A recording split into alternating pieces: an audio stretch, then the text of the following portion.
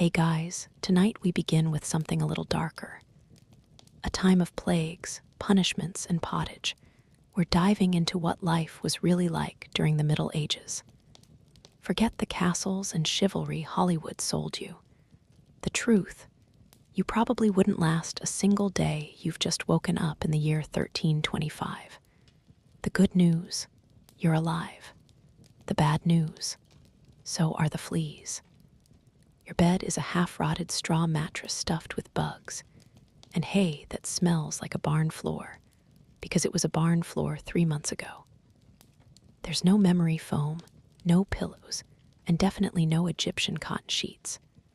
Just a wool blanket that hasn't been washed since last winter and now weighs roughly as much as a small cow from the accumulated grime. You blink awake as the church bell clangs in the distance. It's the medieval version of an alarm clock, only louder and somehow even less merciful.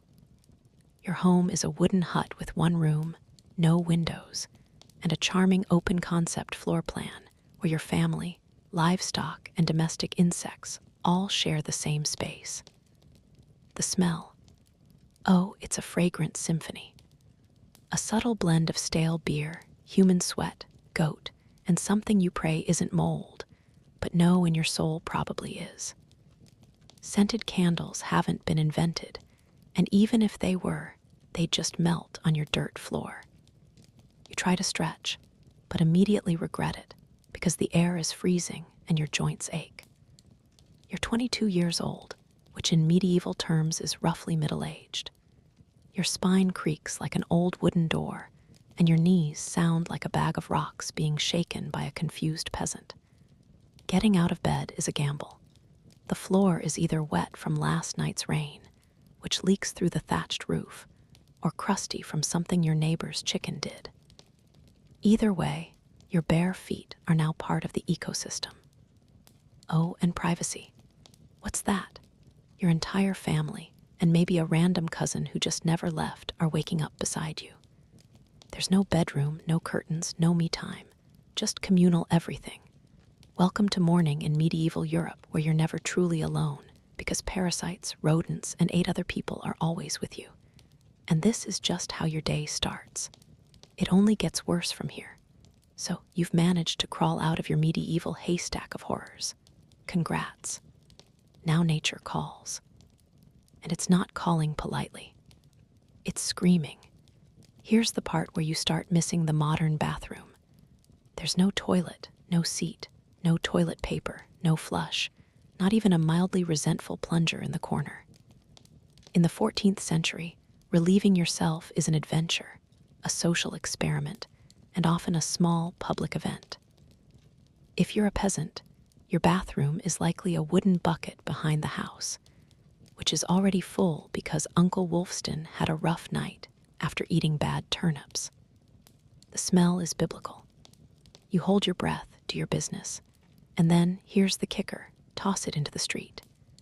Yes, the street. You're supposed to shout something like "Gardilou" before dumping it out the window. That's Old French for watch out below, although frankly no one ever moves fast enough. Streets in medieval towns are open sewers, a charming river of human waste, animal droppings, and mystery liquids you'd rather not examine. If you're lucky enough to live in a town with public, it's better, right? Well, sort of. You might have a garderobe, a hole in the wall that drops your waste directly into the moat. Great idea. Except that your enemies know this, and yes, attackers sometimes climbed in through the waste chute. Talk about entering through the back door. So whether you're a farmer or a baron, medieval toileting is a humiliation ritual. It's cold, it's public, it's dangerous, and it's never not disgusting. One slip on a whetstone path, and you're face first in humanity's leftovers. And you still haven't brushed your teeth, but we'll get to that next. You survived the toilet. You deserve a reward, right? Maybe a nice breakfast. Something warm, delicious, comforting. Sorry, this is medieval Europe. Nothing is comforting here. Breakfast, if you can call it that, is a grim affair. There are no eggs, Benedict, no coffee machines sputtering awake, and certainly no avocado toast. You sit down or squat near the fire to a wooden bowl of something that looks like it was scraped off a muddy boot. Welcome to your daily ration of pottage. Pottage is a thick, gloopy stew made of whatever you can find. Grains, root vegetables, maybe a few beans if you're lucky. It's been simmering in the same pot for days, sometimes weeks, and new ingredients are just dumped on top of the old ones. It's less of a recipe and more of an ongoing edible experiment. On the side, a hunk of bread so hard it could deflect arrows. It's made from coarse rye or barley flour, often bulked up with sawdust, ground up acorns, or other creative ingredients, because wheat is a rich man's fantasy. This loaf is not your friend. You don't slice it. You negotiate with it. What? About drinks? You're not sipping orange juice or an oat milk latte. You're drinking beer. Yes, beer at 6 a.m. Why? Because the water is teeming with parasites and filth. So you start your day with weak ale, low alcohol, high survivability. Kids drink it too. No one's happy about it, but at least it won't kill you. Immediately, want some meat or cheese? Dream on. That's for Sundays and saints' feast days, and don't even think about spices unless you're royalty. A pinch of pepper costs more than your monthly wages. Salt is valuable enough to be locked away. So you chew your gritty bread, gulp your medieval beer, and try not to think about the rat that may have nibbled your porridge in the night. Breakfast doesn't energize you. It just happens to you. And now that you're properly underfed, it's time to work like your life depends on it, because it absolutely does. So, you've eaten your sad medieval breakfast, and now it's time to get dressed. Not that it'll help. Your wardrobe consists of exactly one outfit. One, it's a rough wool tunic or linen shift that you've worn every day for months, possibly years. There's no such thing as seasonal fashion. There's just, wear this until it disintegrates or gives you a fungal infection. Underwear, optional. If you're lucky, maybe a linen under tunic. If you're not, well, you're going commando under layers of scratchy, sweaty wool, all lovingly stitched together by someone who probably had no idea what a seam was supposed to look like. There's also no washing machine, no soap, and absolutely no dry cleaner in sight. So your clothes are stained, stiff, and scented, like a compost pile that's been left to marinate in a pigsty. Even if you wanted to wash them, it's not easy. You'd have to haul water from a river or, well, heat it over a fire, scrub your tunic on a board with ashes or lye, and hang it in the sun, which is out approximately 3 days a year. And don't get me started on shoes.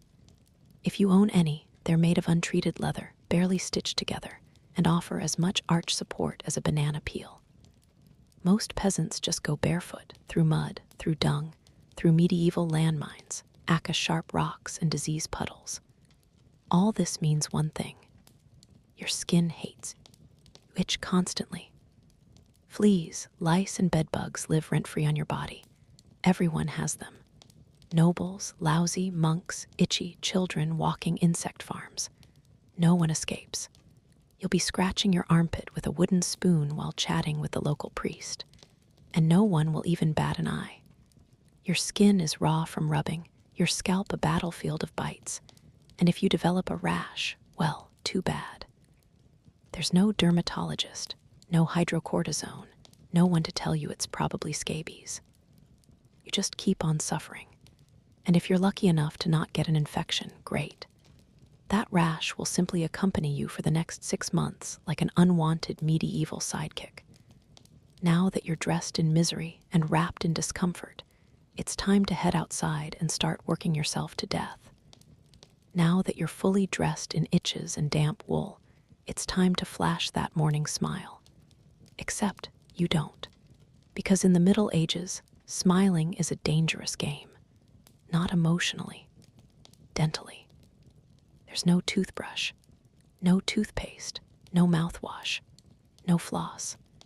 The concept of oral hygiene is about as popular as bathing, which is to say, not very. Some people might chew on a twig or rinse with wine or vinegar, but for the most part, your teeth are on their own and they're not doing well. By the time you hit your mid-20s, your smile looks like something pulled from a haunted crypt. Cavities are rampant, gums are swollen. And those aren't just food stains on your teeth, that's decay. You have more rot in your mouth than a medieval root cellar. Sugar, while not yet everywhere, is becoming more common among the rich. Imported at great cost, mostly used in small cakes or to show off wealth. If you're a noble, congratulations. You get to rot your teeth faster than the peasants. If you're poor, you'll do it slowly over time with fermented bread, gritty porridge, and years of hard chewing. Toothaches. Get used to them.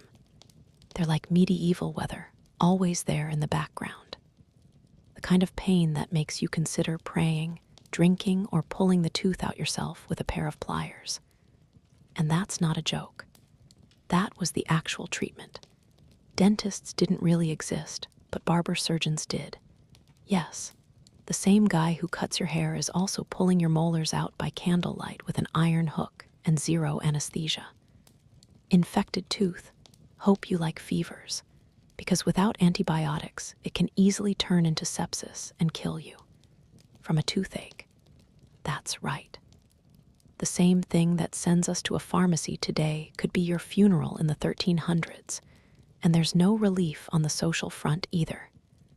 Kissing. Good luck. Halitosis, bad breath, is everywhere. If you're single, you're not judged by your smile. You're judged by your L. And in your livestock. In short, your mouth is a battlefield, and it's losing the war. Now that your teeth are throbbing, let's head outside. Because your real job, the one that will break your back, is just getting started. Time to head to work. Except there's no office, no desk, no coffee break, and no chance of promotion.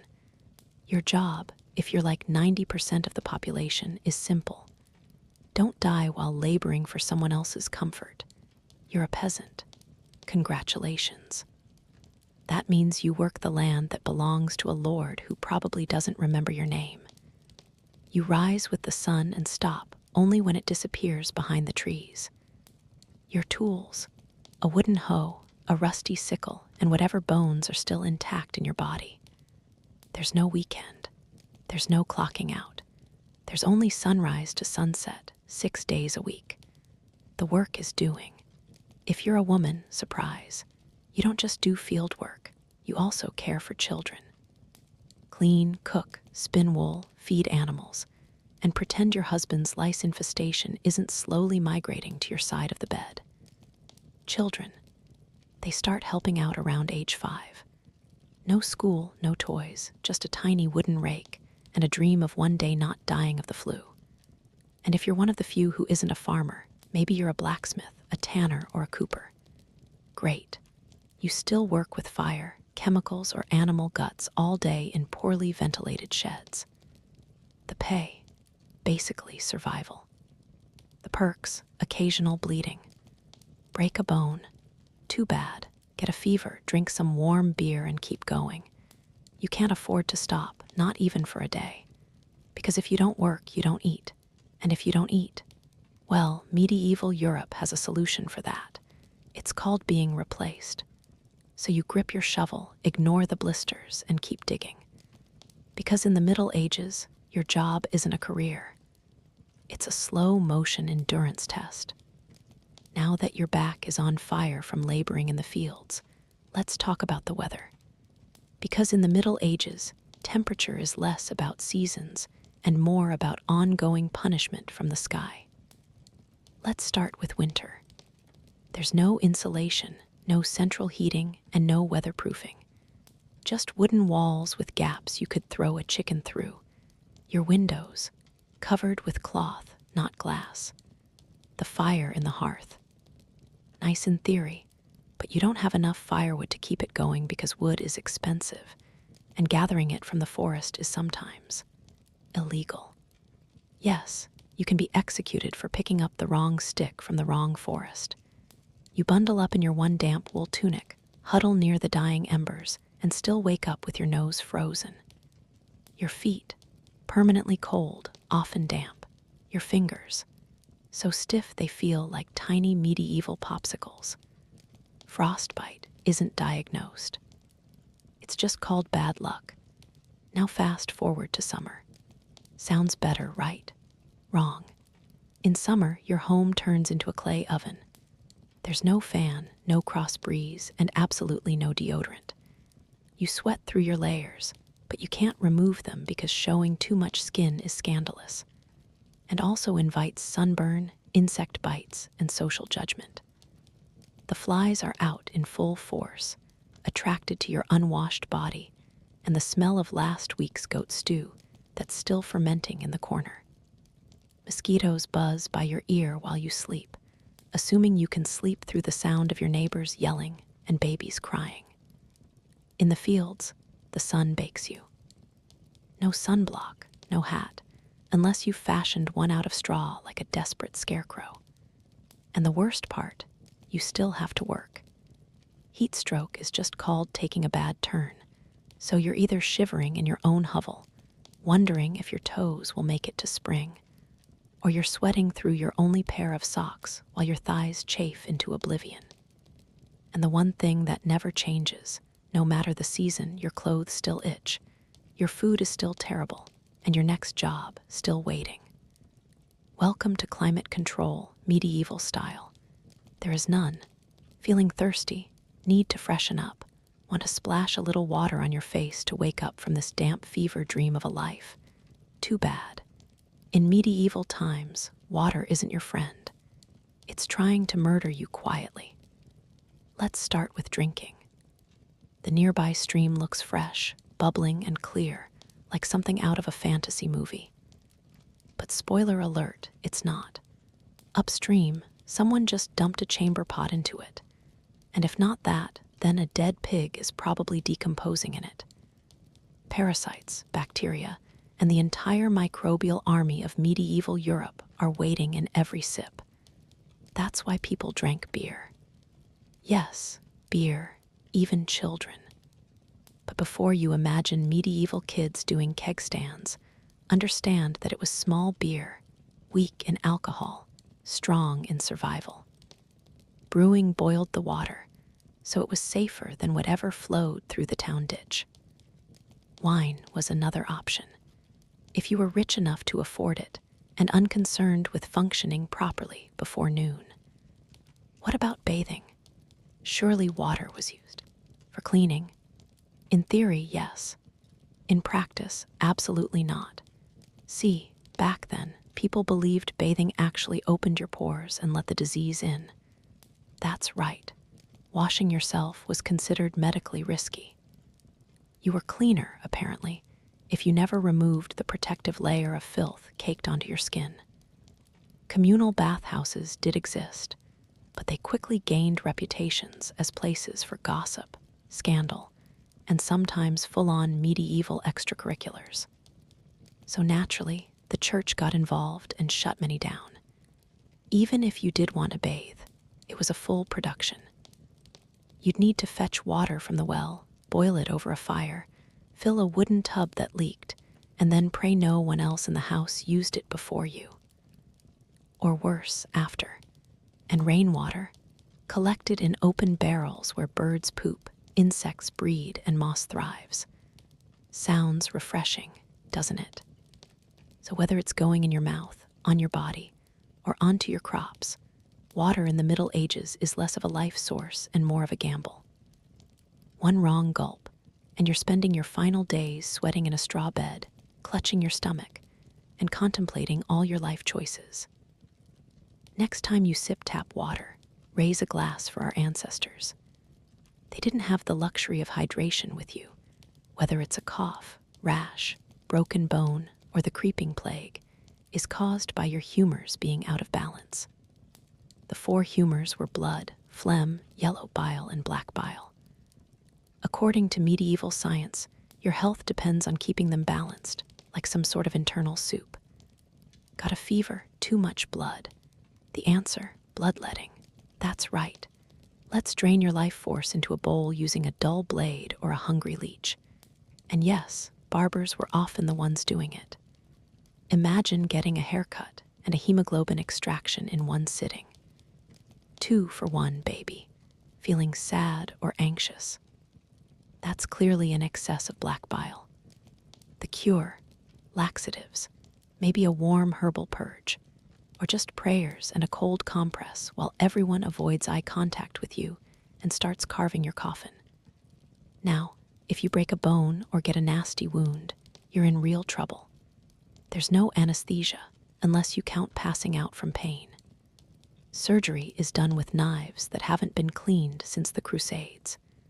Tools are heated over fire not for sterilization, but because they just look scarier that way. Antibiotics, centuries away. Germ theory, not invented yet. They think disease comes from bad air or God being annoyed with your moral failings. Got a stomachache? Must have been your sinful thoughts. Hope you like confessing while vomiting. If your condition gets worse, you'll be treated with more leeches, possibly some crushed beetles, and a priest at your bedside giving last rites just in case. At this point, they're preparing for the cure known as death. And if by some miracle you recover, everyone just assumes God took pity on you. The doctor takes full credit and the leech gets promoted. So yes, in the Middle Ages, medicine is less about healing and more about surviving the cure. After a long day of labor, lice and leeches, it's finally time to eat. You shuffle back to your hovel, stomach growling, ready for the one joy left in life, a warm meal. Bad news. Your meal is probably trying to kill you. Let's begin with the basics. Food preservation doesn't really exist. There's no fridge, no freezer, just salt, smoke, or the hope that winter air keeps things fresh. Your meat, if you're lucky enough to have any, has been hanging for days, covered in flies, marinated in questionable brine, and possibly shared with a rat or two. Bread is the cornerstone of the medieval diet, but even that isn't safe. In bad harvest years, desperate peasants bulk it up with bark, sawdust, or even clay to make it stretch. And if it's rye season, there's a bonus. Ergot, a fungus that causes convulsions, hallucinations, and sometimes death. It's like eating bread laced with LSD and tetanus. Vegetables, only if they're in season. And you know what's always in season? Turnips. So many turnips. Boiled, mashed, or floating in pottage, which, if you remember from Chapter 3, is basically a hot swamp of mystery ingredients that's been simmering since your great-grandfather's funeral. Fruit might be available in the fall, but it rots quickly, and sugar is rare, expensive, and hoarded by the rich to show off their blackened teeth. Dairy is another gamble. Fresh milk spoils in hours. Butter and cheese fare better, but they're loaded with bacteria. People eat them anyway because, frankly, it's either that or chew your boot leather. And let's talk about seasoning. Spices like pepper, cinnamon, or nutmeg, worth more than gold. For the average peasant, flavor comes from onions, salt, if you're lucky, and pain. Most meals taste like wet burlap sprinkled with sadness. But food isn't just a health hazard. It's a political one. Game animals belong to the Lord, not you. Caught poaching a rabbit, you could be fined, imprisoned, or even executed. That's right, your dinner could get you hanged. So as you sit down to eat your gray stew by flickering firelight, remember, every bite is a risk. But you eat anyway, because in the Middle Ages, food doesn't nourish. It tests you. It's evening now. You've worked, suffered, and barely digested your suspicious stew. You might think the day is winding down, but don't get too relaxed, because God is watching. So is the priest. And so is your neighbor Agnes, who will absolutely rat you out if you miss Mass. In medieval Europe, religion isn't just part of life. It is life.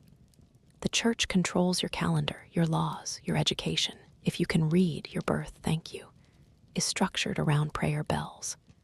The town church bell rings in the morning, noon, and night, not because people need reminders, but because missing prayer is a sin. Forget to bow. Sin. Eat meat on a Friday. Sin. Think about your neighbor's wife in that one dream. Double sin. And yes, hell is very real, vividly real. Priests describe it in glorious detail. Rivers of fire, lakes of boiling blood, demons with pitchforks and eternal wailing. If the plague doesn't scare you, eternal damnation definitely will.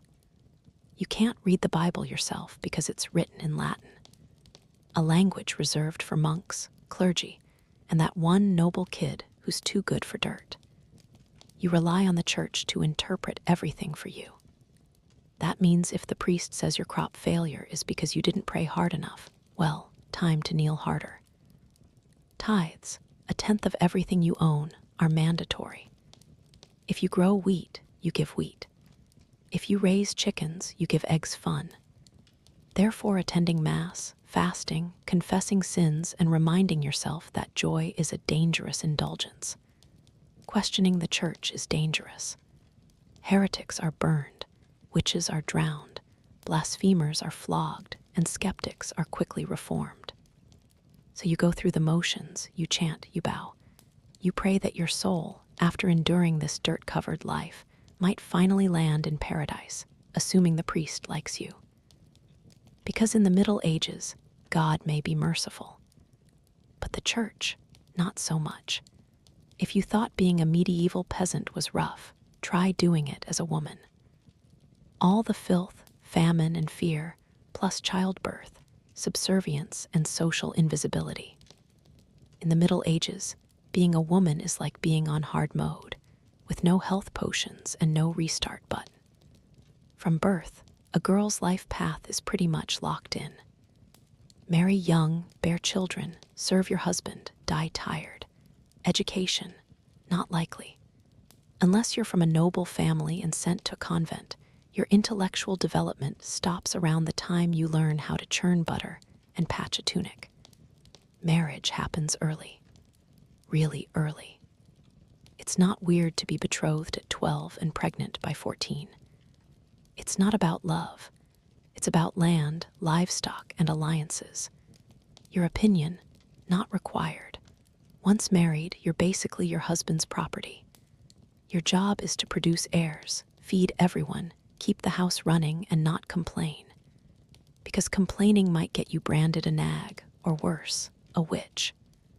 That label comes with a complimentary drowning or burning, depending on local fashion. Childbirth is a death lottery. There's no prenatal care, no sterile tools, no anesthesia.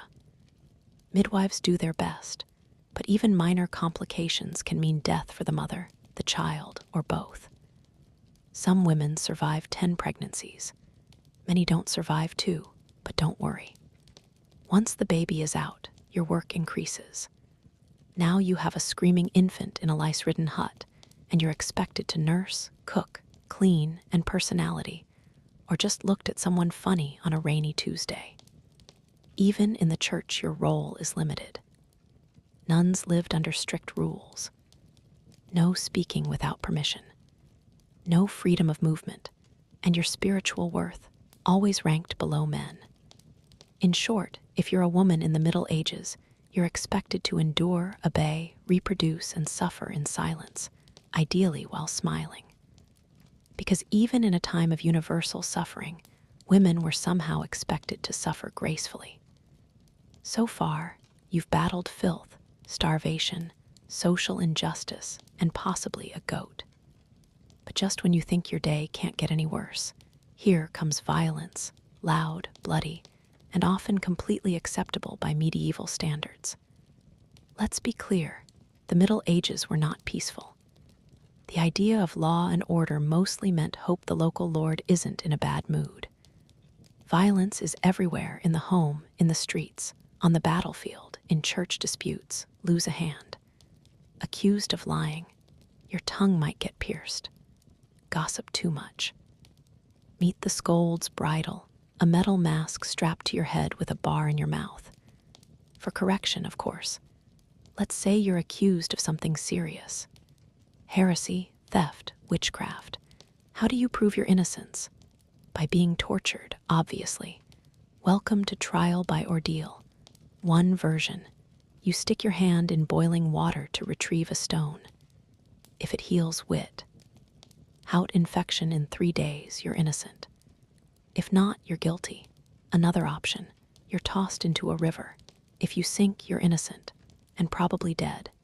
If you float, you're guilty, and will be punished anyway. It's like a medieval game show where the prize is survival and the host is actively rooting against you. And if you're sentenced to death, that's a public event. Executions are performed in front of cheering crowds. Hangings, beheadings, burnings. Sometimes people bring snacks. It's the medieval equivalent of cable TV. Domestic violence, completely normal.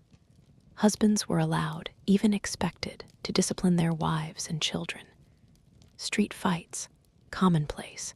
You could be beaten just for looking the wrong way at a noble's horse. And war, always simmering. Local feuds, territorial disputes, religious crusades. Someone's always marching off to stab someone else in the name of honor, God, or boredom. Violence isn't a breakdown of society in the Middle Ages. It is society. Everyone lives with the constant knowledge that life is fragile, justice is arbitrary, and your neighbor might bash your head in over a pig. So, walk carefully, keep your eyes down, and never trust anyone with a club. At this point, you've made it through the lice, the leeches, the laundryless misery, and the looming threat of public disembowelment. But now comes the final chapter of most medieval lives, an early and unglamorous death. If you're alive and still breathing past the age of 40, you're practically a celebrity. You might even be referred to as the Old One, which is less of a nickname and more of a statistical miracle. Let's break it down. The average life expectancy hovers around 30-40 years, but that number is dragged down heavily by infant mortality. Nearly half of all children died before reaching age 5. Disease, malnutrition, or one bad winter was all it took.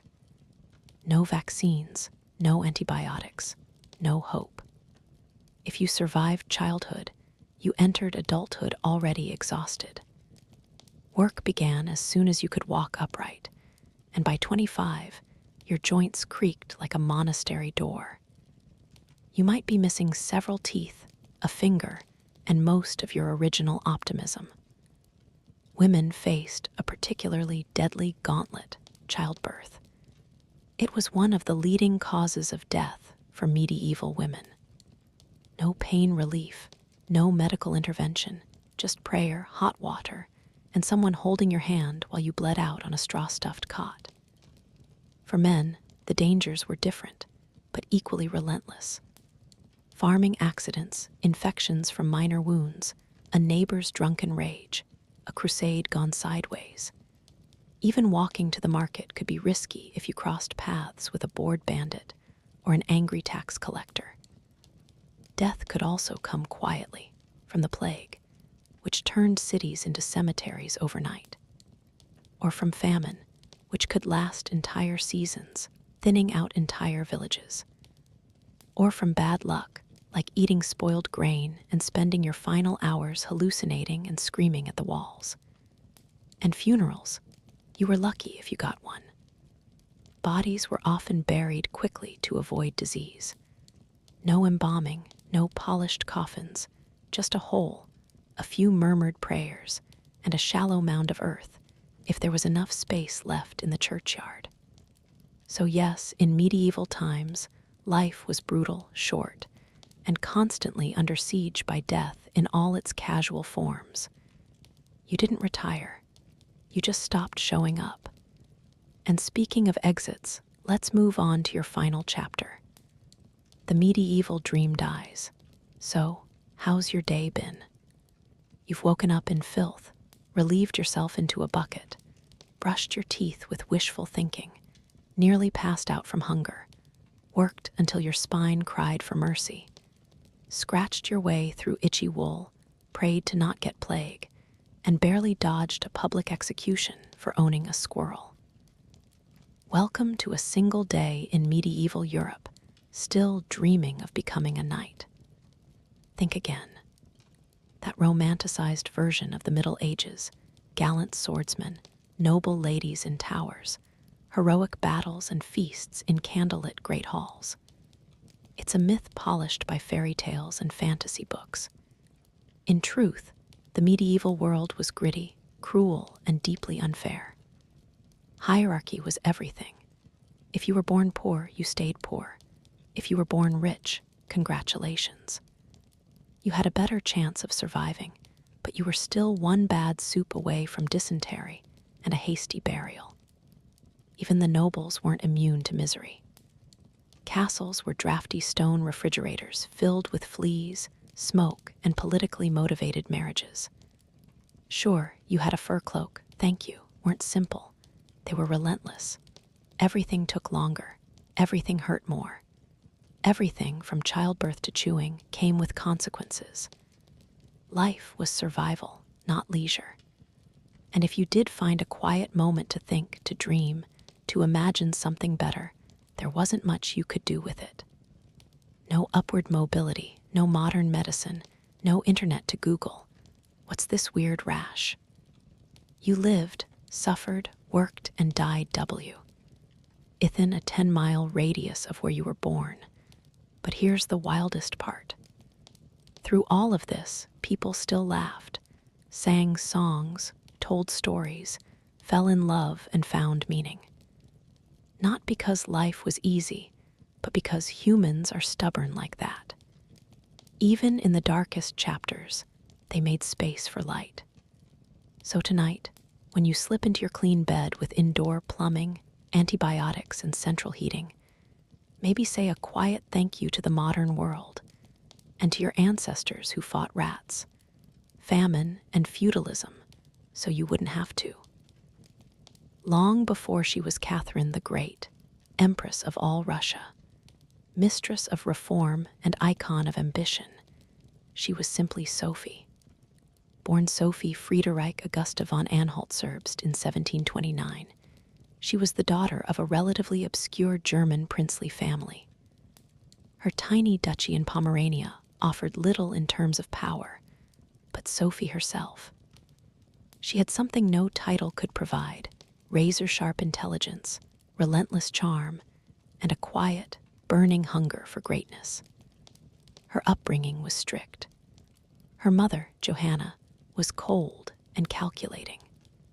Not a warm, nurturing figure, but a social climber obsessed with status.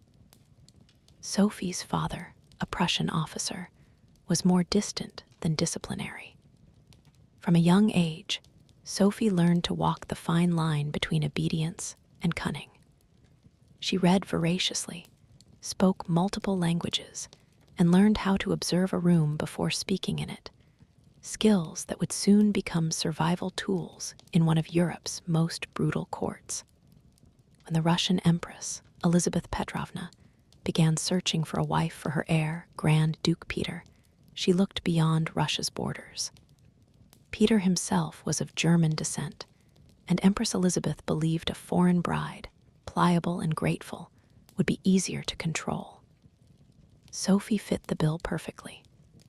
Noble blood, Lutheran faith, which she'd be forced to abandon, and a reputation for both grace and humility.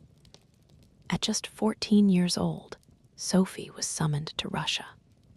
She arrived in the freezing capital of St. Petersburg in 1744, wearing thin German fabrics and a diplomatic smile. Her mother pushed her forward like a chess piece.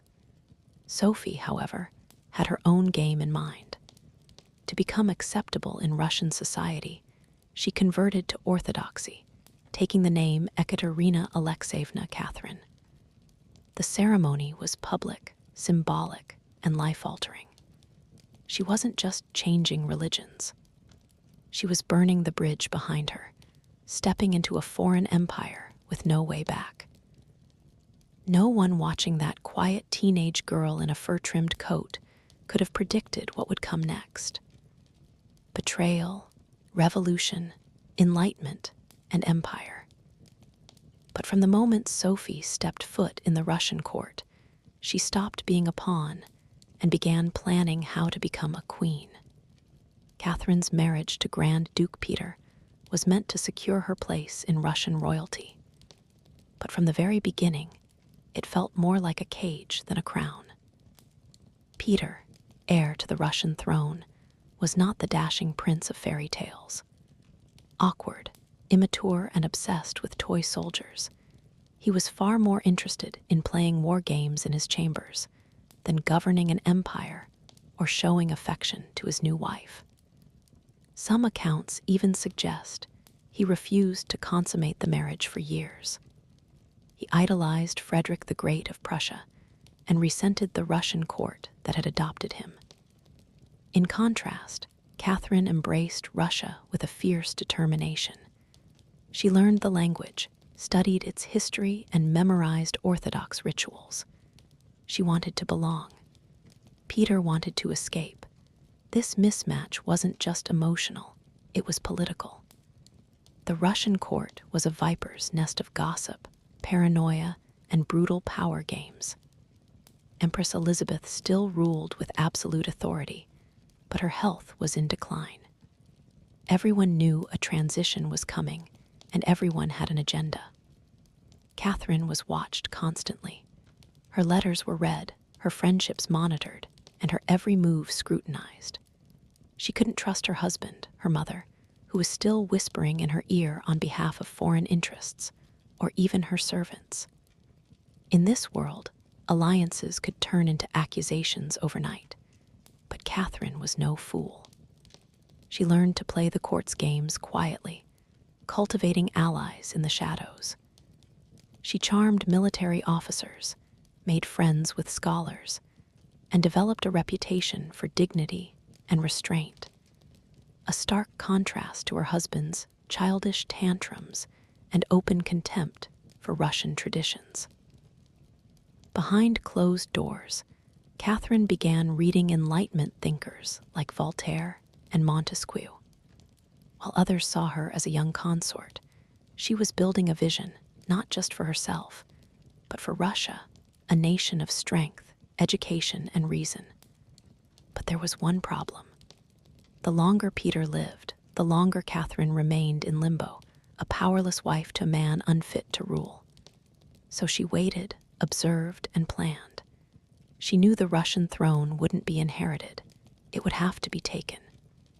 In 1762, after nearly 2 decades of waiting, watching, and quietly maneuvering, Catherine saw her moment and seized it with breathtaking precision. Empress Elizabeth had died, and Peter, now Peter III, was finally Tsar. But his reign began unraveling almost immediately. In just a few short months, Peter alienated the church, offended the nobility, insulted the army, and lavished praise on Prussia, Russia's longtime enemy. He reversed key policies, humiliated the clergy, and talked openly about divorcing Catherine to marry his mistress. The court, already wary of his erratic behavior, turned cold. The army, filled with generals loyal to Catherine, grumbled in corridors. Even ordinary Russians, devout and patriotic, saw Peter as a foreign puppet who mocked their traditions. Catherine, watching all of this unfold, made her move. In July of that same year, while Peter was away at his summer palace, Catherine launched a bloodless coup d'etat. Supported by key military officers, including her lover Grigory Orlov and his influential brothers, she rode through St. Petersburg in full regalia, was proclaimed Empress Catherine II, and won the allegiance of the powerful imperial guard. Peter, caught off guard and without allies, surrendered within days. He was taken into custody and shortly after found dead under mysterious circumstances. Officially, it was reported as a hemorrhoidal colic. Unofficially, it was murder. Catherine was now empress, not by birth, not by marriage, but by will, wit, and audacity. It was unprecedented. A foreign-born woman with no legitimate claim had taken the Russian throne without a single battle, but her real challenge was just beginning. She had to transform that bold grab for power into a lasting legacy. Would Russia accept her? Would the nobility respect her? Could she hold the empire together without falling victim to the same Catherine? And so began her transformation, from a careful conspirator to a reforming empress, one who would redraw borders, embrace the Enlightenment, and redefine what it meant to be a woman in power. Once Catherine had the crown, she could have rested on her power, but she didn't. She had something bigger in mind than simply sitting on a throne. She wanted to transform Russia, and not just militarily or politically, but intellectually. While Peter had worshipped Frederick the Great and toy soldiers, Catherine idolized Voltaire, Diderot, and the bold thinkers of the Enlightenment. She believed in reason, progress, education, and the role of a monarch as a servant of the people, even if she herself ruled with absolute authority. Catherine didn't just read Enlightenment philosophy, she lived it. She corresponded directly with Voltaire for over 15 years, flattering him while defending her autocracy. She invited Diderot to her court and even purchased his entire library to support him financially. Behind closed doors, she pored over legal texts, debated reforms, and crafted policies to modernize the empire. Her early reign was filled with efforts to codify Russian law. She formed the Legislative Commission in 1767, an ambitious project intended to rewrite the entire legal code of Russia. Catherine's own nakaz, or instruction, was a political manifesto in disguise, one that spoke of equality before the law, the dangers of torture, and the responsibility of rulers to serve the common good. For an empress in 18th century Russia, it was radical. But Enlightenment ideals had to survive the realities of Russia, a vast, feudal, deeply conservative land ruled by nobles who liked their serfs exactly where they were, beneath them. Catherine knew this. While she advocated reform, she moved carefully. She abolished some forms of torture, expanded access to secular education, and built schools and libraries. But she also reaffirmed the nobility's control over their serfs to keep them loyal. This was Catherine's balancing act. A philosopher queen in public, a practical empress in private. She walked a tightrope between ideology and survival, between the shining salons of Paris and the gritty politics of Moscow. Her vision for Russia was bold, but always calculated. In many ways, Catherine wasn't trying to make Russia European. She was trying to make Russia modern on her terms. And that meant reform, yes, but with an iron hand in a velvet glove. Catherine wasn't content with reforming Russia from within. She wanted to expand it outward, to make it an empire worthy of fear, admiration, and envy. Where Peter the Great had opened a window to the west, Catherine aimed to knock down the walls. Under her leadership, Russia's borders stretched wider than ever before. She waged wars not just to defend her crown, but to reshape the map of Europe. One of her most significant campaigns was against the Ottoman Empire.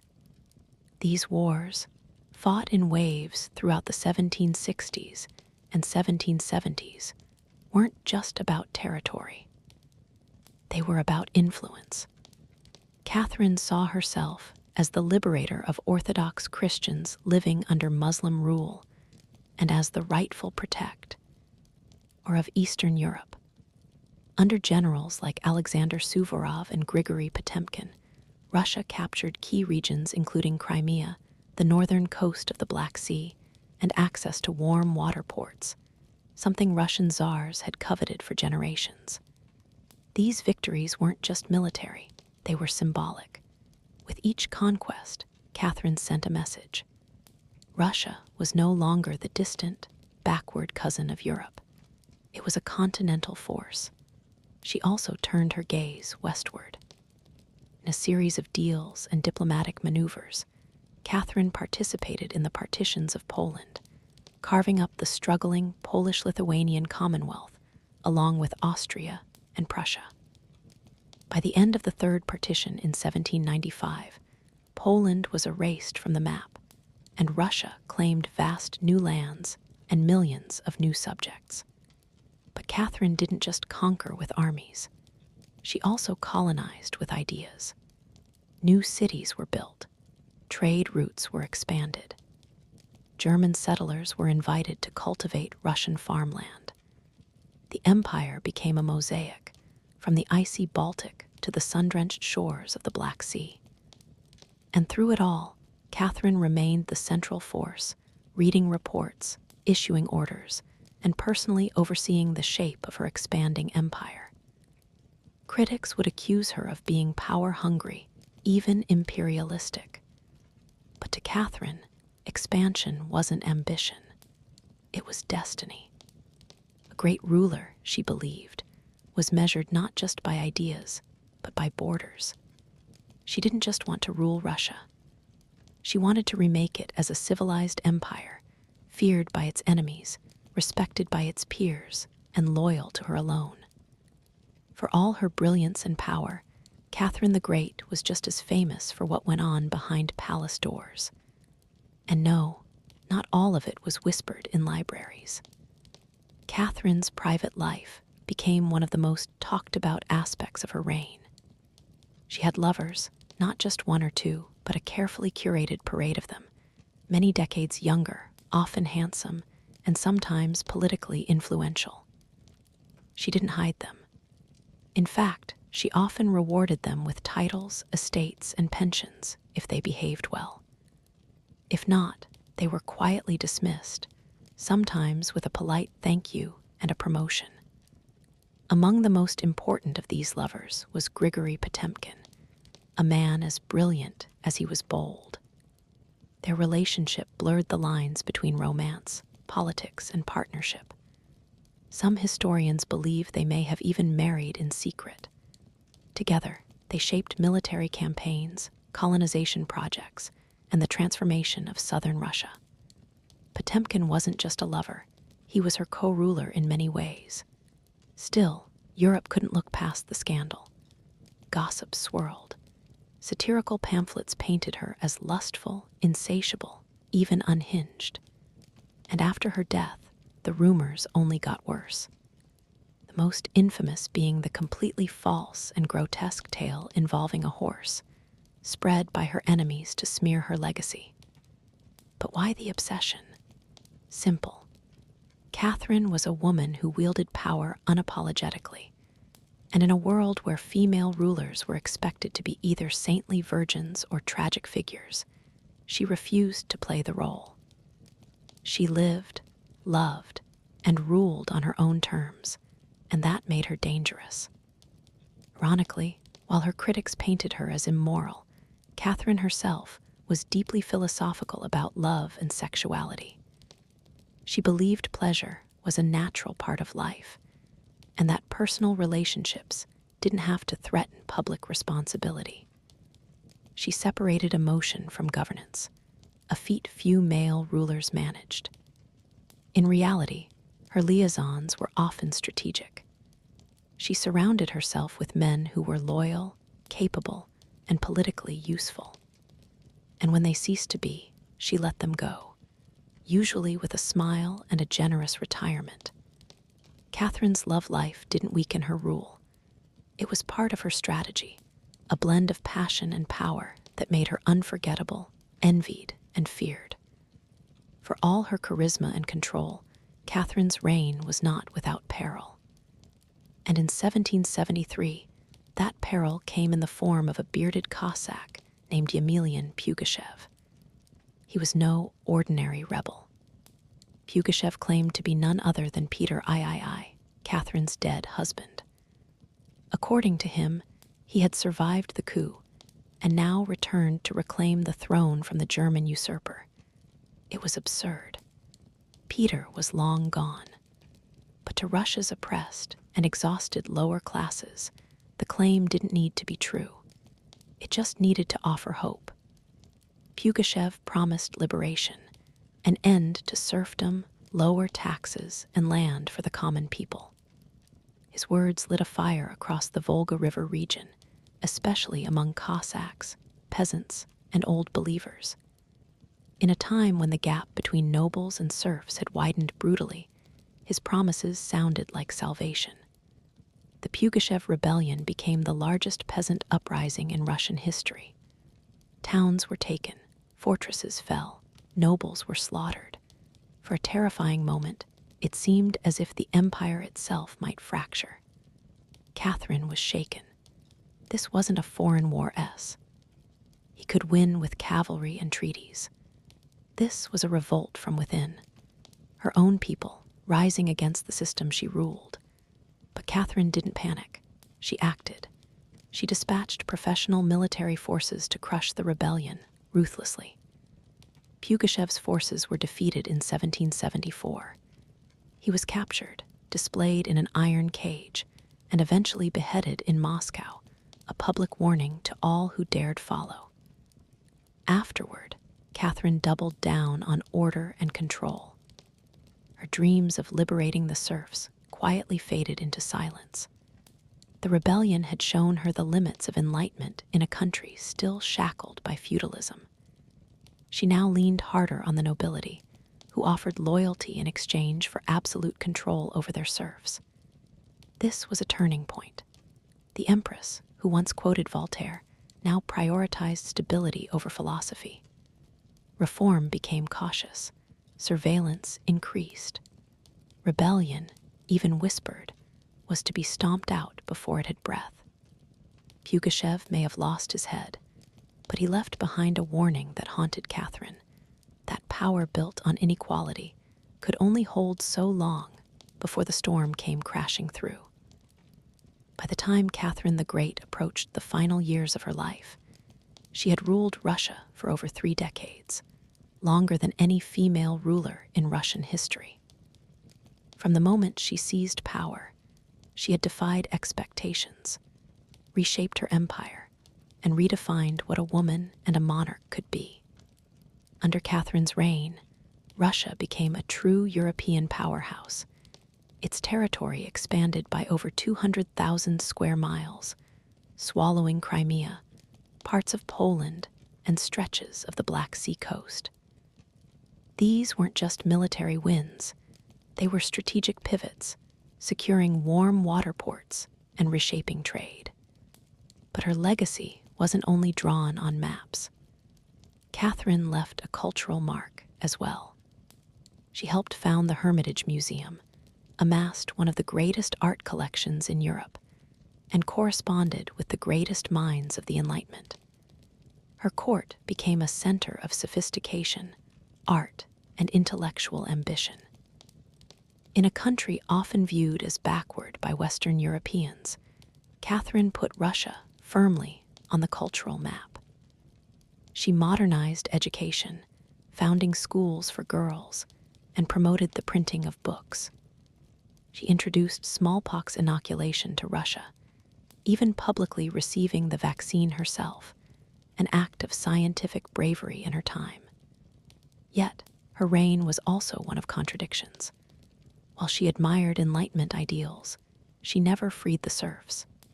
In fact, she extended serfdom deeper into Russia's territories. Her reforms, while impressive, remained mostly top-down, designed to polish the empire without truly transforming its foundations.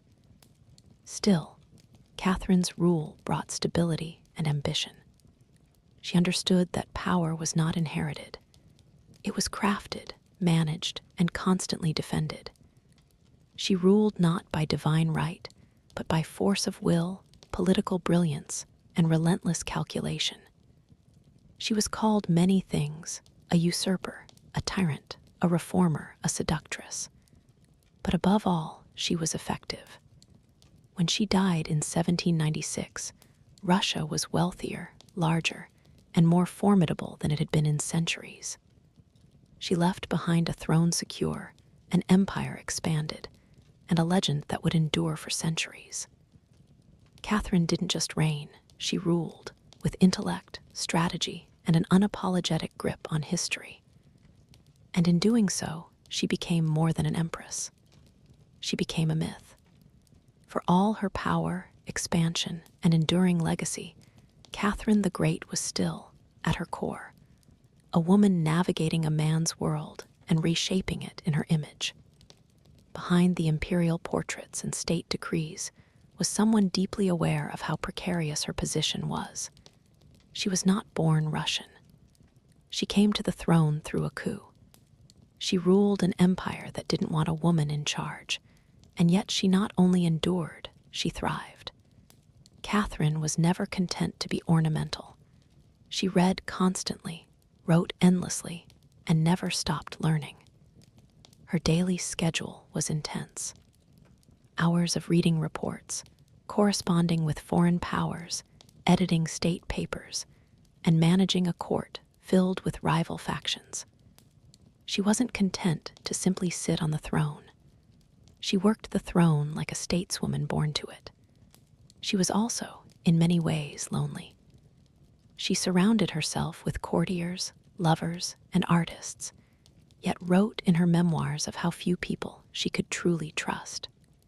Her son Paul, whom she distrusted and kept away from state matters, grew into a man she feared would undo all her progress. Her greatest emotional partnership with Grigory Potemkin faded into deep friendship, but his death in 1791 left a wound that never truly healed. Catherine crafted her image carefully. She understood the power of narrative and wielded it better than most monarchs of her age. She posed as Mother of Russia, enlightened monarch, warrior empress, and lover of the arts. But beneath those roles was a woman who had endured rejection, betrayal, scandal, and rebellion, and PT going. When she died in 1796, she left behind an empire transformed, but also questions. Could she have done more to end serfdom? Were her Enlightenment ideals compromised by politics? Was she more reformer or ruler? The Great, she took power and wielded it on her own terms, in a time and place where women weren't supposed to have any. She didn't just wear the crown, she rewrote what it meant to deserve one. In the humid depths of the Chiapas jungle in southern Mexico, the ruins of Palenque whisper stories from the ancient Maya world. Towering temples rise above the canopy, their limestone faces eroded by time, but still brimming with secrets. And in 1994, one of those secrets revealed itself. A team of Mexican archaeologists, led by Fanny Lopez Jimenez, was surveying Temple Thuring, a relatively modest pyramid next to the more famous Temple of the Inscriptions, the burial site of the mighty king Pakal the Great. Temple Thurn wasn't expected to hold much until they noticed something odd, a sealed, hidden chamber beneath the structure. No looters had touched it. It was pristine. When the archaeologists broke through and lowered themselves inside, they found a stone sarcophagus resting in silence. The air was heavy with the weight of centuries. As they opened the lid, red dust rose like smoke, brilliant, shocking red. The interior was covered in powdered cinnabar, a toxic mercury sulfide used ceremonially by the Maya. And lying within that crimson cloud was the skeleton of a woman. She had been buried with care and reverence. Her bones were fragile but intact, her skull still wearing a jade mask, and her body surrounded by funerary offerings, necklaces, diadems, ear spools, all crafted from jade and shell. Everything about the burial screamed royalty, yet no name was inscribed. No glyphs identified her. It was one of the richest female burials ever found in Mesoamerica, and yet it was a total enigma. Why was she buried in red powder? Who was she? Was she a queen, a priestess, or perhaps even Packel's wife? Researchers called her the Red Queen, and the name stuck. But even with modern forensics, they couldn't say for sure who she was, only that she had lived around the 7th century during the golden age of Pilank. Unlike most Maya tombs, hers had been hidden, untouched, and purposefully isolated. Her burial wasn't just ceremonial, it was spiritual. This woman wasn't meant to be remembered with words. She was meant to be remembered through ritual, through color, and through the mystery she left behind. The most haunting feature of the Red Queen's tomb wasn't her jade jewelry or the silence of the sealed chamber. It was the red dust. A thick layer of powdered cinnabar covered everything. The sarcophagus, the walls, her bones, even the offerings around her. It clung like blood to stone. To the Maya, this was no accident. Cinnabar, made from crushed mercury sulfide, was one of the most sacred and dangerous substances in the ancient world. Its vibrant red color wasn't just visually striking. It symbolized blood, rebirth, and the life force that connected the human and divine realms. Red was sacred. It was the color of sunrise, of sacrifice, of life emerging from death. And it wasn't just symbolic, it was spiritual. Covering the dead in cinnabar was a ritual meant to transform the body, preserving it not for eternity, but for transition. In Maya belief, death wasn't the end. It was a passage, a crossing into another cosmic layer. And so the Red Queen, whoever she was being prepared not just for burial, but for deification. But there's another layer to this. Cinnabar is toxic. Repeated exposure can lead to mercury poisoning, tremors, hallucinations, even death. The Maya likely didn't understand the chemistry, but they felt its potency. It was volatile, powerful, dangerous. To bathe a corpse in it was to declare this person was no ordinary mortal. In Palenque, very few were buried with cinnabar. Pakal the Great, the mighty king whose pyramid dominates the site, was one. His body, like hers, was also saturated in the red powder. That detail alone drew speculation. Was the Red Queen his wife, his mother, or someone of equal divine status? Her skull had been placed on a layer of jaguar skin, another sacred symbol. Round her, bone needles, obsidian blades, and miniature jade figurines hinted at rituals performed either during her life or in her honor at death. Every part of her burial told a story without words, a story of power cloaked in secrecy. A woman prepared to cross into the underworld not in silence, but in ceremony, drenched in the color of sacrifice. Surrounding the Red Queen's crimson-drenched remains was a world of silence, broken only by the gleam of jade, shell, and obsidian. These were not mere ornaments. They were offerings, each one carefully chosen to accompany her on the journey to the Maya afterlife, the Xibalba. At her sides were jade necklaces, heavy and cold, their polished surfaces still radiant after 300 years underground. Jade was not just beautiful, it was sacred. The Maya considered it a symbol of eternal life. It represented the green of maize, the vitality of the jungle, and the breath of the gods. Only the elite were buried with jade. For the Red Queen, it covered her chest, wrists, and ears, a clear sign that in life she wielded influence, perhaps even divine favor. One of the most haunting objects was the jade funerary mask, placed delicately over her face. Unlike the golden death masks of Egypt, this one was subtle, constructed from dozens of tiny mosaic tiles, arranged to mimic the contours of her skull. The mask served a ritual function to protect the soul, to preserve identity, and to present her as divine in the eyes of the gods. Scattered near her bones were bone needles, obsidian blades, and shell artifacts. These could have been tools of ritual or symbols of her status as priestess, healer, or royal matriarch. One bone pin was engraved, faint but purposeful, a small echo of her voice lost to time.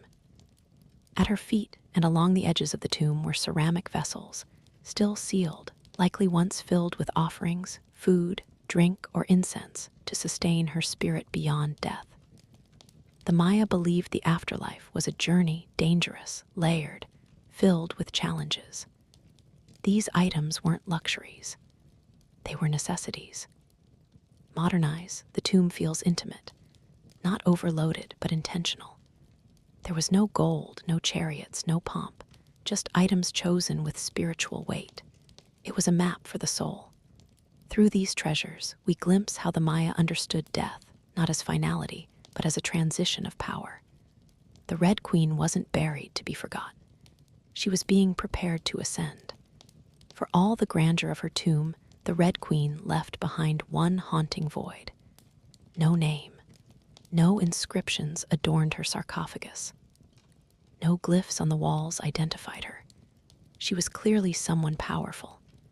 But who? From the moment her tomb was opened, scholars began trying to connect the dots. The most compelling theory, that the Red Queen was Sakbu Adjo, the wife of Kinnick Janab Pakal, known today as Pakal the Great, the most famous ruler of Palank. Sakbu Adjo, the wife of Kinnick Janab Pakal, known today as Pakal the Great, the most famous ruler of Palank. Sakbu Adjo was more than just Pakal's consort. She was born into nobility and married into Palank's royal dynasty at a young age. She bore at least 3 sons, all of whom held high status, and she played a key ceremonial role during her husband's reign. If anyone could be buried with such honor, it was her. Supporting this theory was the tomb's location, just a few feet away from Pakal's own grand burial in Temple of the Inscriptions. The proximity suggests a deliberate pairing, husband and wife, rulers even in death. And then there's the Cinnabar. Only 2 burials in Palank were found with such intense cinnabar coverage. Pakal and the Red Queen. It's unlikely this was coincidence. But here's where the mystery deepens.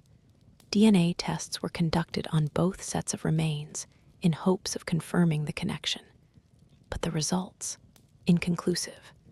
The woman's bones showed no direct maternal link to Pakal, but that didn't rule out a spousal relationship. After all, marriage does not require shared blood. Some have argued she could have been Sak Kuk, Pakal's powerful mother, who ruled Palank before he came of age.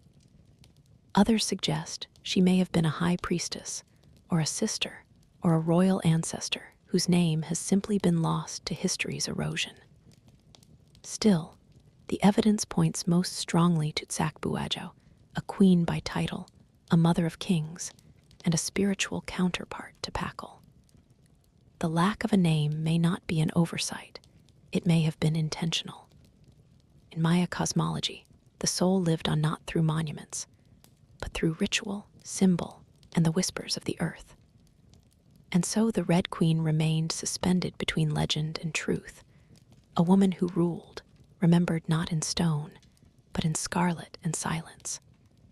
To understand the Red Queen, we must understand the world she came from, a world where Maya women, especially royal ones, held more influence than many realize.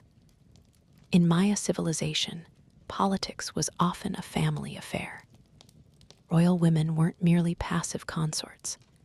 They were diplomats, priestesses, and power brokers. They conducted rituals, sponsored temples, and played crucial roles in maintaining dynastic legitimacy. Their bloodlines were political capital, used to forge alliances and secure claims to the throne. Take Sakkuk, for example, the mother of Pakal the Great. When the throne of Palank was left vacant, she took power herself and ruled as queen regent until her son came of age. She wasn't a placeholder. She was a ruler in her own right, issuing decrees and overseeing construction projects. Without her, Pakal may never have risen at all. And she wasn't an anomaly. Across the Maya world, in places like Yakalan, Naranjo, and Calakmul, inscriptions show women performing major ceremonies, engaging in warfare diplomacy, and sometimes ruling outright. They were often portrayed in stelae and murals, dressed in elaborate headdresses and regalia, standing beside kings as equals, or sometimes above them. Their words were carved in glyphs. Their names were remembered until they weren't. By the time Spanish conquistadors arrived centuries later, much of that memory had eroded. The colonial lens saw native women as silent figures in a male-dominated world. But the archaeology tells a different story, one of complex gender roles where power was negotiated, not simply inherited. This context casts the Red Queen in a new light. She may not have ruled in name, but her burial, rich, sacred, and positioned beside Pakal, suggests she was a central pillar in the royal order. Her jade mask wasn't just decoration.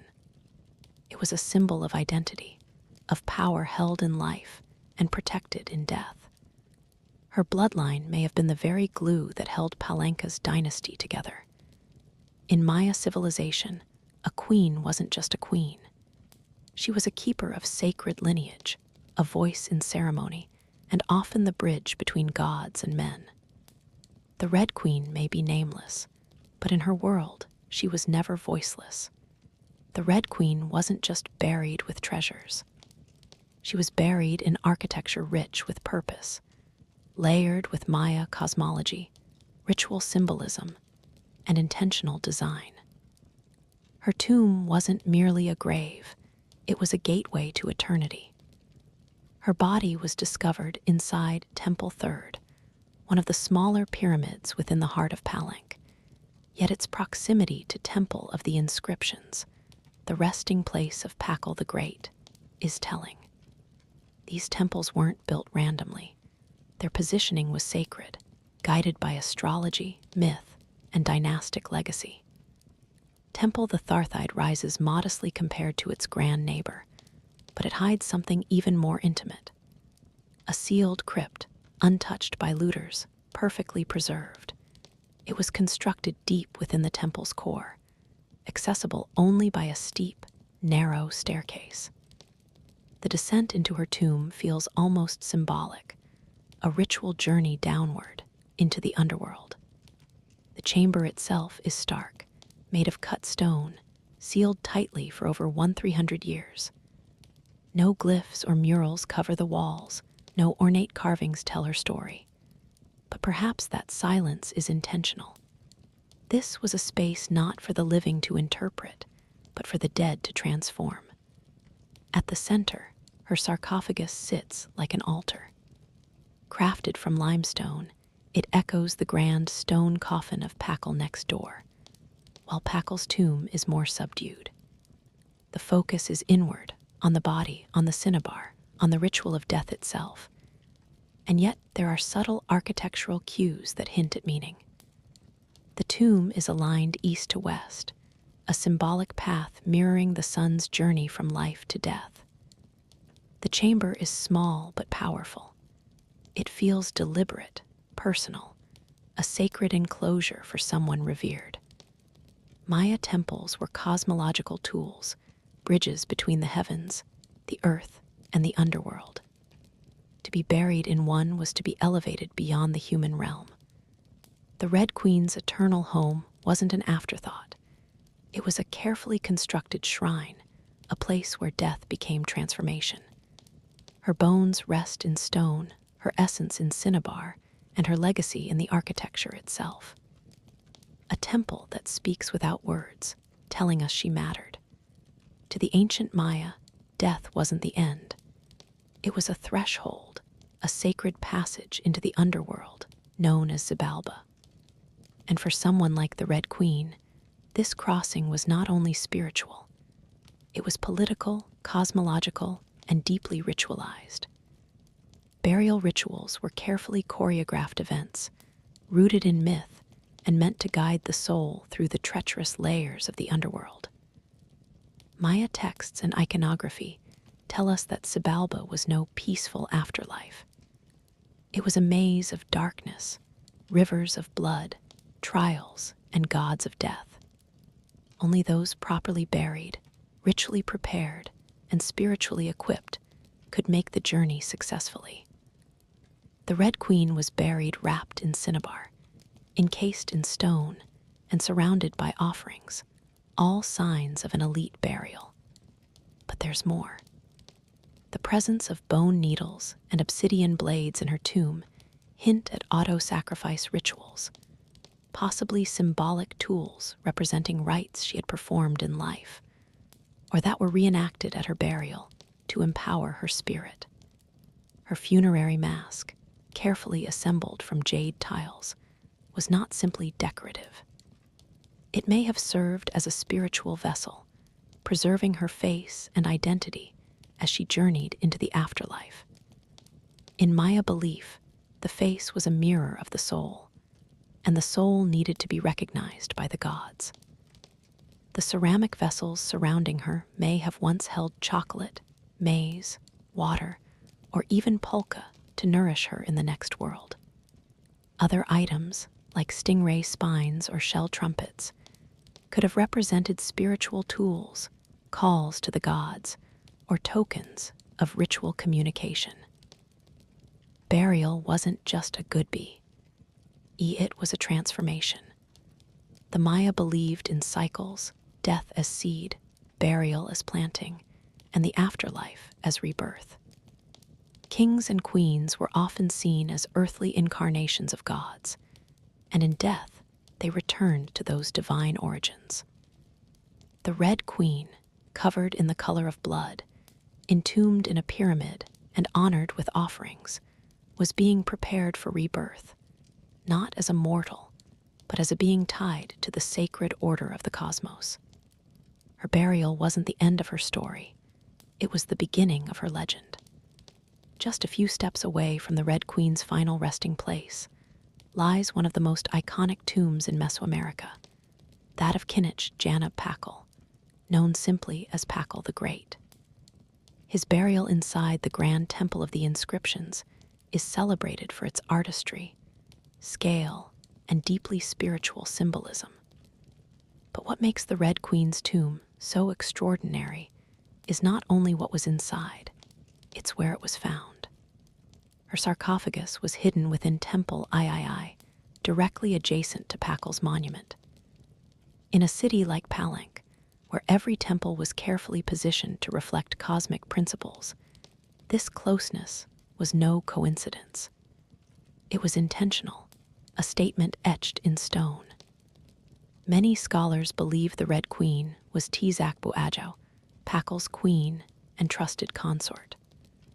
While her tomb lacks inscriptions, the similarities between their burials are striking. Both wrapped in cinnabar, both entombed in pyramids, both buried with jade, and both treated with extreme reverence. These rituals mirror each other, as if two halves of a sacred narrative. Pakal's lid famously depicts him falling into the underworld tree, a cosmic scene of death and rebirth. The Red Queen's simpler tomb contains no such iconography, but the symbolism lies in the pairing itself. If Pakal represented the sun, journeying through the underworld at night to rise again, then the Red Queen may have represented the moon, the feminine force that follows its own mysterious path in the sky.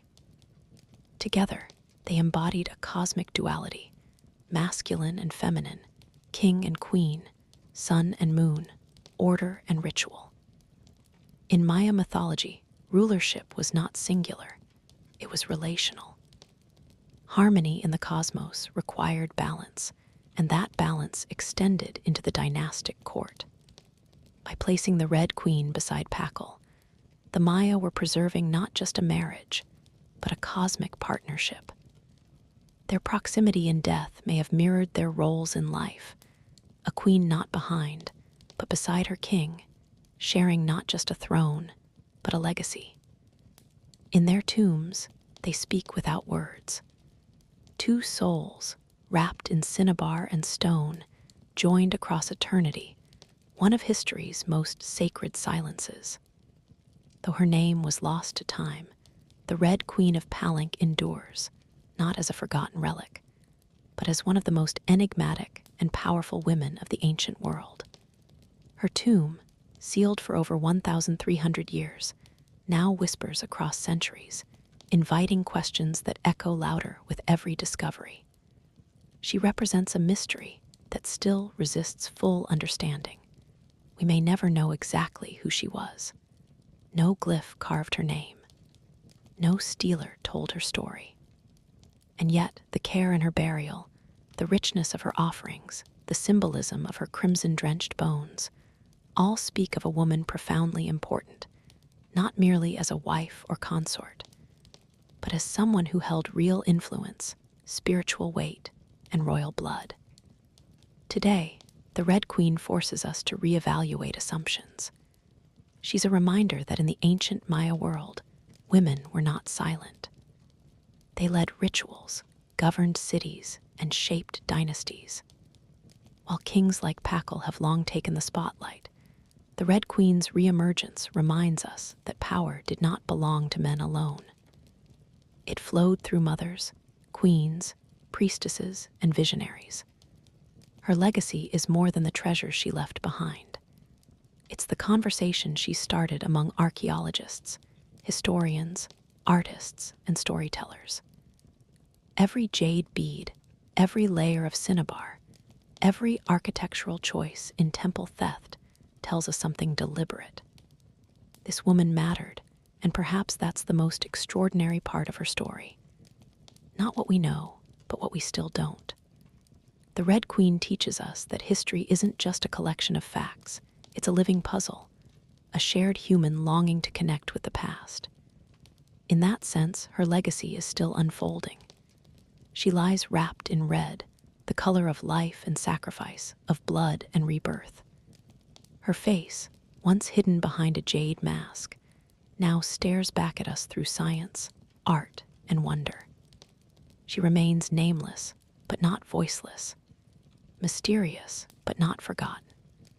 The Red Queen may have ruled a kingdom in life, but in death she rules something greater, our imagination. Her tomb was sealed in stone. Her story was written in silence. And still, somehow, she speaks. Frida Kahlo was born on July 6, 1907, in the vibrant district of Coyoacán, then a village on the outskirts of Mexico City. Her childhood home, the Casa Azul, the Blue House, was filled with color, contradiction, and quiet strength. It would later become a sanctuary, a battleground, and a museum to one of the most iconic artists of the 20th century.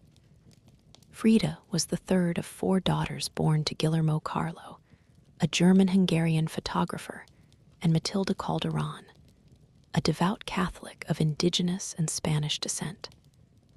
Her parents were opposites, Guillermo, reserved and intellectual, Matilda, religious and emotionally distant.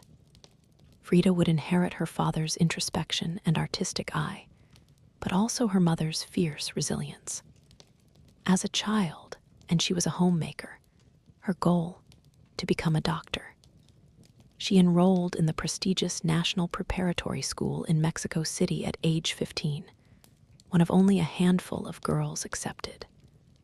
There, she stood out not just for her intelligence, but for her rebellious wit, radical thinking, and unique sense of style. She joined a group of young intellectuals known as the Cachuchas, who debated philosophy, literature, and politics. Frida was drawn to revolution, to ideas that challenged tradition.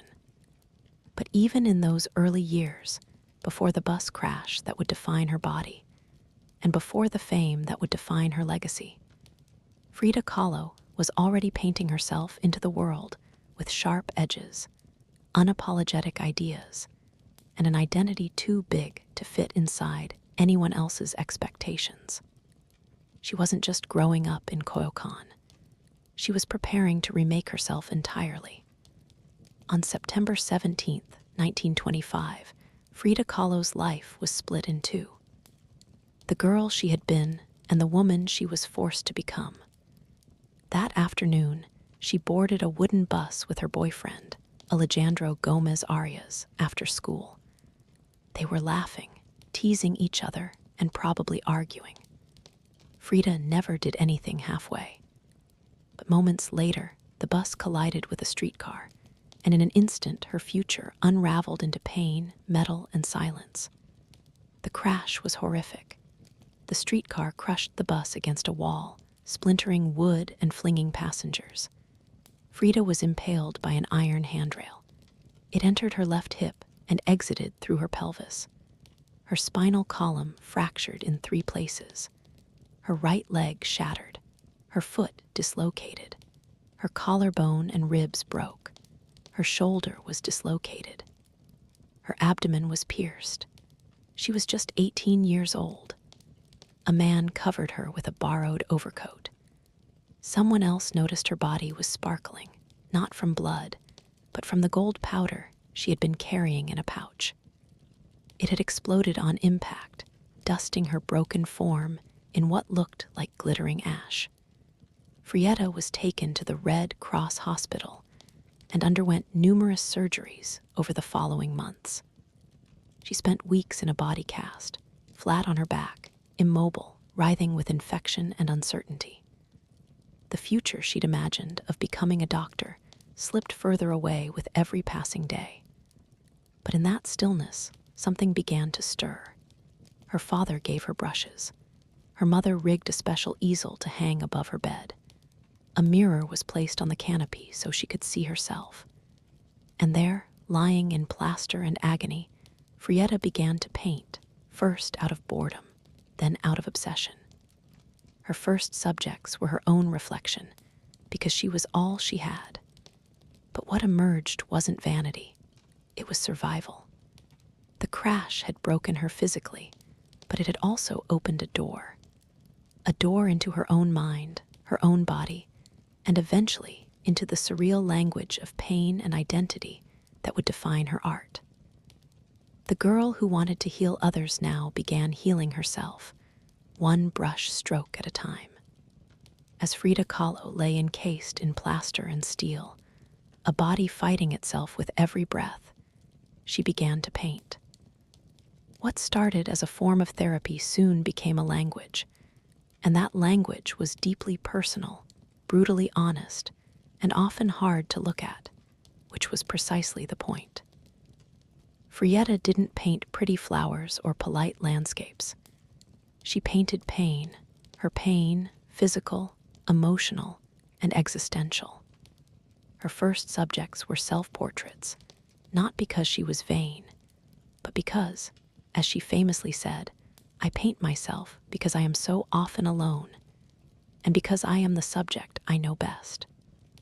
Her early works were small in scale, painted on tin or wood panels inspired by Mexican retablos, devotional paintings meant to tell stories of suffering and miracles.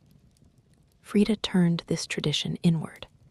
Her body became the canvas. Her emotions became the altar. She painted herself as split, as pierced, as bleeding. In one painting, she is impaled by nails, like a modern-day martyr. In another, she floats in a barren landscape, tethered to a broken column, a metaphor for her shattered spine.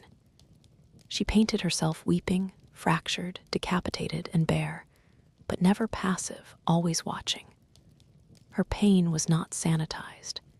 She painted the ugliness of trauma with beauty, defiance, and even humor.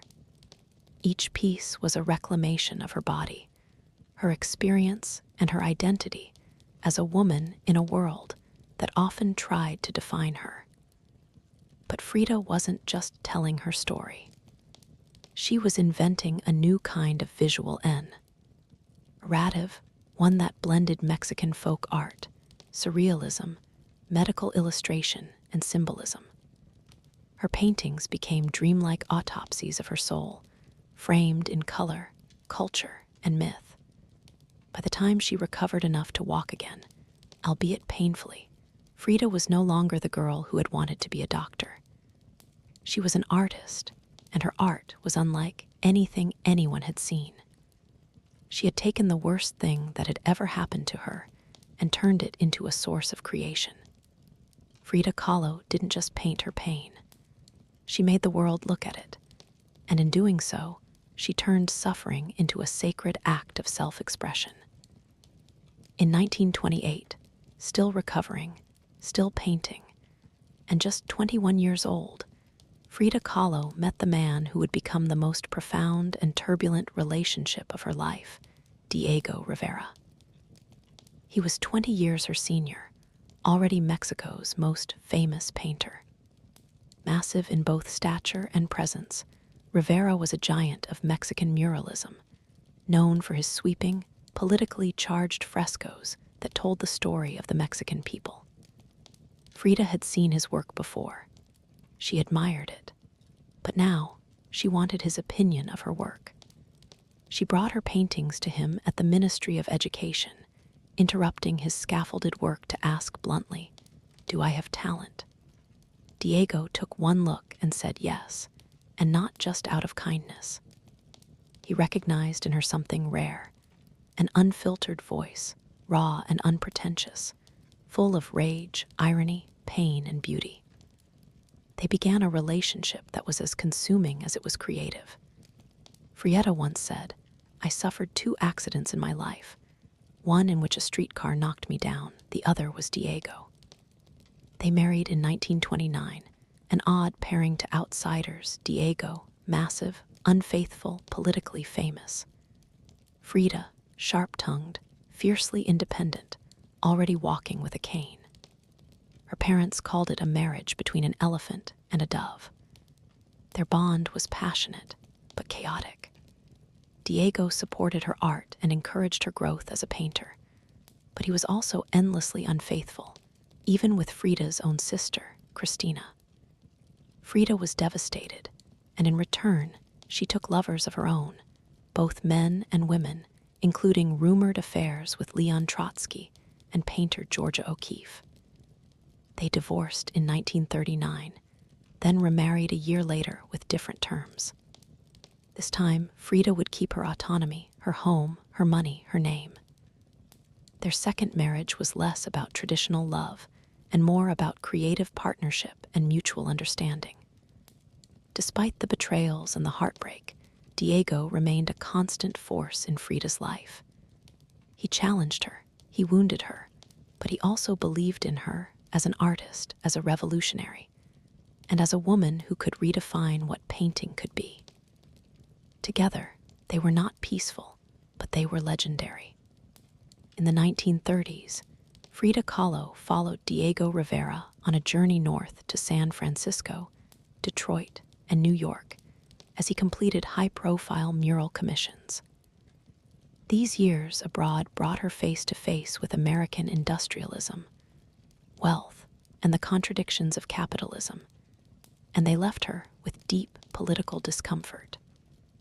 Frida was a proud Mexican nationalist, a committed communist, and an admirer of indigenous traditions. The opulence she witnessed in the United States, especially while the Great Depression ravaged much of the country, only deepened her sense of disillusionment. In letters home, she mocked the culture's materialism and obsession with appearances. She missed the grit, color, and contradiction of Mexico. While Diego painted enormous murals on factory walls, Frida began to paint smaller, quieter revolutions, deeply personal works on tin and canvas. Her style solidified, sharp, surreal, emotional, and intimate. It was during this time that she produced some of her most iconic self-portraits. Frietta didn't just paint herself for vanity. She painted herself to survive. Her identity became her landscape. With her body constantly in pain from her accident, multiple surgeries, and a failed pregnancy in Detroit, she turned inward. Her portraits showed her bleeding, fragmented, exposed. Yet her face was always calm, always direct, unapologetic.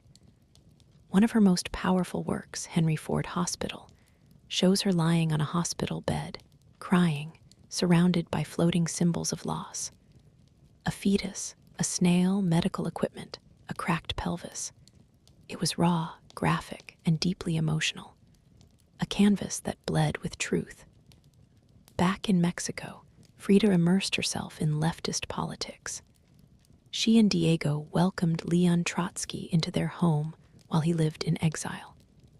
Frida wore Tewana dresses, traditional indigenous garments, not just as fashion, but as a political and cultural statement. Her art was never disconnected from her beliefs. Her identity, her body, and her ideology all intertwined in her work. While Rivera was painting murals of revolution, Frida painted its human cost, the body in pieces, the mind on fire, and the self always staring back. In exile and in illness, she became not just a paint, of pain, but a painter of resistance. When Frida Kahlo returned to Mexico in the late 1930s, she was no longer just Diego Rivera's wife. She had become something else entirely, a force, an artist whose work radiated with raw honesty, surreal symbolism, and cultural identity. Back in her homeland, she stepped fully into herself. Her Casa Azul in Coyoacan became a sanctuary of color and contradiction. Bright cobalt walls, yellow trim, Aztec statues in the garden, monkeys and parrots wandering freely. The house was a living extension of Frida's imagination. It was a blend of tradition and rebellion, elegance and earth. Here she surrounded herself with pre-Columbian artifacts, ex-votos, folk art, and revolutionary books. She wore bold Tehuana dresses, wove flowers into her hair, and painted amid the scent of copal incense and the sounds of mariachi on the street outside. This period marked an explosion of creativity. Her paintings became more intricate, more symbolic, and more political. Works like the two Frietas revealed a divided self, one in European dress with a bleeding heart, the other in indigenous clothing, strong and composed. It was Frieta's visual autobiography, a portrait of love, loss, and heritage. In 1939, she exhibited her work in Paris, where artists like Picasso, Breton, and Kandinsky praised her fiercely original style. But even among the surrealists, Frida stood apart. When André Breton tried to label her as one of their own, she pushed back. "They thought I was a surrealist," she said, "but I wasn't. I never painted dreams. I painted my own reality." She painted Mexico, not the romantic postcard version, but the living, breathing country she adored. Her work pulsed with symbolism, skeletons, hummingbirds, hearts, thorns, corn, and blood. She honored the indigenous roots of her homeland while unmasking the violence of its past and present. But even as her artistic voice grew stronger, her health continued to decline. Multiple surgeries, infections, and chronic pain became daily realities. The end through paint, through politics, and through her fearless embrace of the self. As the 1940s wore on, Frida Kahlo's body continued to betray her. Her spine was deteriorating. Her right leg was constantly infected. She underwent more than 30 surgeries in her lifetime, often in grueling succession. At times, she was bedridden for months, encased in body casts or immobilized by traction devices that stretched her bones apart. But still, she painted. Each canvas during these years became both a release and an act of resistance. Her works grew darker, more defiant. She painted with a clarity sharpened by pain, refusing to hide behind metaphor. In the broken column, she presents herself split down the middle, her body pierced with nails, a cracked ionic column replacing her spine. Yet her face is stoic, her gaze unflinching. Pain for Frietta was no longer just a subject. It was her companion, her antagonist, her muse. Her political voice also grew louder. She joined the Mexican Communist Party, marched in demonstrations, wrote fiery letters, and called out imperialism and injustice. When her health no longer allowed her to walk, she appeared at protests in a wheelchair, defiantly holding signs and shouting slogans. In 1953, Frietta was given her first solo exhibition in Mexico, a long overdue celebration of her art. But her health was so fragile, doctors told her she couldn't attend. So she did what only Frietta would do. She arrived by ambulance, carried in on a stretcher, and placed in the center of the gallery on her hospital bed. Dressed in traditional finery, surrounded by her own work, she greeted guests with tequila, laughter, and that fire still burning in her eyes. Her final paintings were both childlike and harrowing. In Marxism Will Give Health to the Sick, she painted herself wearing a steel corset, cradled by the hands of Marx, casting away symbols of oppression. Her last known work was a still life of sliced watermelons, one piece bearing the words Viva la vida, long live life. Even in the face of death, she remained defiant, joyful, and political. Frida Kahlo's last portraits weren't just self-portraits. They were acts of revolution, painted in pain, but always signed with life. On July 13, 1954, at the age of 47, Frida Kahlo died in the same place she had been born, La Casa Azul in Coyoacán.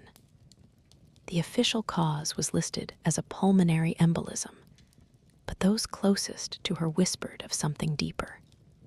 She had been ill, yes, but also exhausted. By pain, by surgeries, by the long war with her own body. Just days before, she had attended a political protest against the CIA-led coup in Guatemala. Weak and wheelchair-bound, she insisted on going, her clenched fist raised in the air. Revolution remained her final heartbeat. Her last diary entry was brief, but piercing. I hope Bella's Arts, Mexico's most prestigious cultural institution. Her body, draped in the red flag of the Mexican Communist Party, was watched over by friends, family, artists, and revolutionaries. Diego Rivera was inconsolable. He called her the greatest love of his life, even as his betrayals had nearly broken her. But in the years that followed her death, something extraordinary happened. Frida Kahlo refused to disappear. At first, her name was whispered only in art circles. Her works weren't easy to categorize, too political for surrealists, too surreal for traditionalists. But slowly, her image, her story, and her defiance began to resonate. Through the 1970s and 1980s, as feminist scholars and activists reclaimed forgotten voices, Frietta's became louder. She wasn't just a painter anymore. She was a symbol of pain turned into beauty, of feminism born through resistance, of Mexican identity celebrated without apology, of queerness, disability, revolution, and authenticity. Her face, unibrow, gaze, flowers in her hair became iconic. Her home became a museum. Her diary became a sacred text, and her paintings now hang in the world's greatest museums. Frida Kahlo had lived much of her life in Diego's shadow, but in death she stepped forward. She didn't just leave behind paintings. She left behind a mirror and dared us all to look, not with pity, not with fear, but with fire.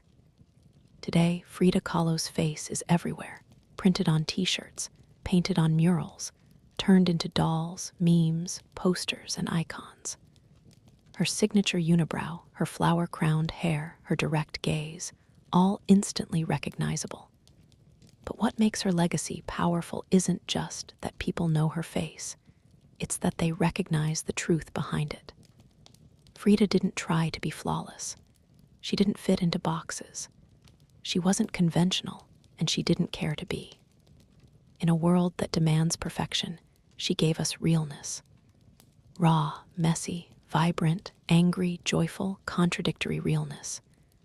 She celebrated what made her different: her disability, her queerness, her politics, her culture, and turned it into art that transcended borders and decades. She's become more than an artist. She's a global symbol of defiance, feminism, cultural pride, and creative resistance.